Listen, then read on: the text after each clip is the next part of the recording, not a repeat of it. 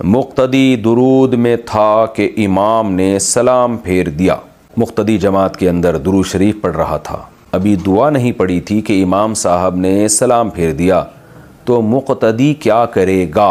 Mohammad Shoaib Riza UP से, मुक्तदी भी सलाम फेरेगा, क्योंकि इमाम की इक़्तिदा इसलिए की जाती है लियुतम्म बिही, इमाम को इमाम इसलिए बनाया जाता है कि उसकी पैरवी की जाए। तो इमाम ने सलाम फेर दिया, आप भी सलाम फेर दें।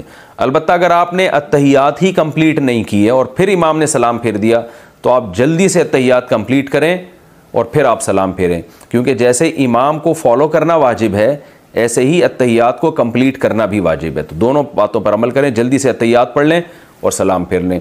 इसी तरह बाज़ दफ़ा ये होता है 2 रकअतों के बाद आपने अत्तहियात अभी पढ़ी नहीं और इमाम साहब जल्दी से खड़े हो गए, पहले ही खड़े हो गए, तो आप जल्दी से अत्तहियात कंप्लीट करके खड़े हो जाएं। अत्तहियात को अधूरा नहीं छोड़ सकते आप।